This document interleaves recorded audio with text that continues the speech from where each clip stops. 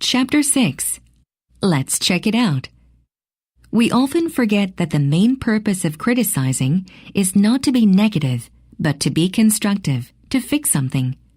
But general criticism is destructive. It doesn't lead anyone to know how to fix things. It just makes people feel bad.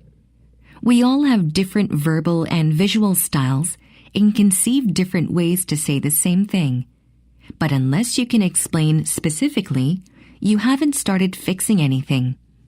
To help the criticized person know how to fix what you object to, define exactly what went wrong and why it is unsatisfactory.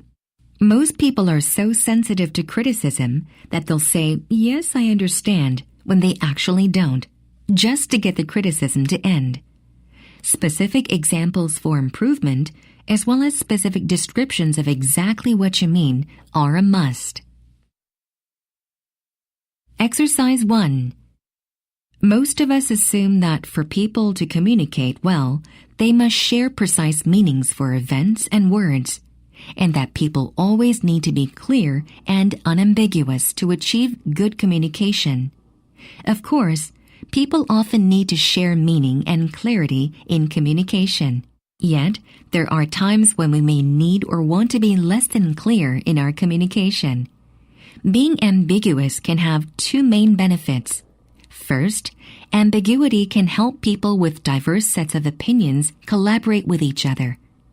If there is ambiguity about what beliefs or values are important, people may assume they share the same beliefs and values and be willing to work together. When communication is clear, the differences between people become more distinct and may lead to excessive conflict. Second, ambiguous communication can promote creativity.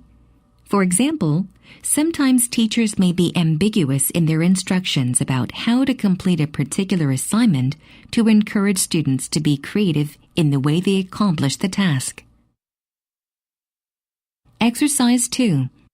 The creativity that children possess needs to be cultivated throughout their development. Research suggests that overstructuring the child's environment may actually limit creative and academic development. This is a central problem with much of science instruction. These exercises or activities are devised to eliminate different options and to focus on predetermined results. The answers are structured to fit the course assessments, and the wonder of science is lost along with cognitive intrigue. We define cognitive intrigue as the wonder that stimulates and intrinsically motivates an individual to voluntarily engage in an activity. The loss of cognitive intrigue may be initiated by the sole use of play items with predetermined conclusions and reinforced by rote instruction in school. This is exemplified by toys, games, and lessons that are an end in and of themselves and require little of the individual other than to master the planned objective. Exercise 3.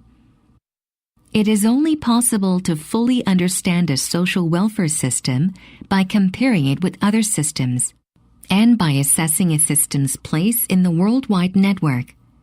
Such study may expose widely accepted truisms as mere opinions.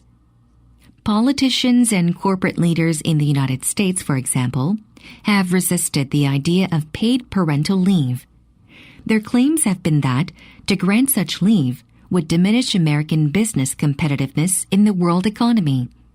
The argument sounds less convincing when compared to the policy and business practices of America's competitors in Western Europe.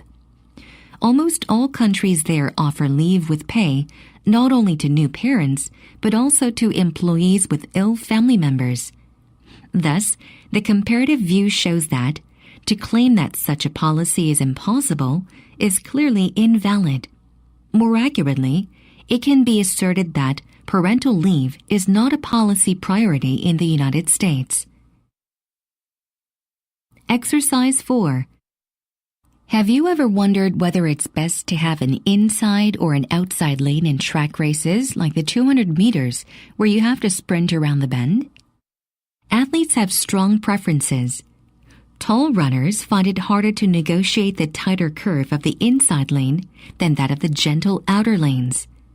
The situation is even more extreme when sprinters race indoors, where the track is only 200 meters around, so the bends are far tighter and the lanes are reduced in width from 1.22 meters to 1 meter.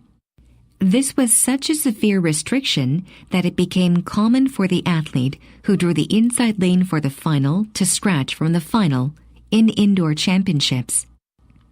This was because there was so little chance of winning from the inside and a considerable risk of injury. As a result, this event has largely disappeared from the indoor championship roster.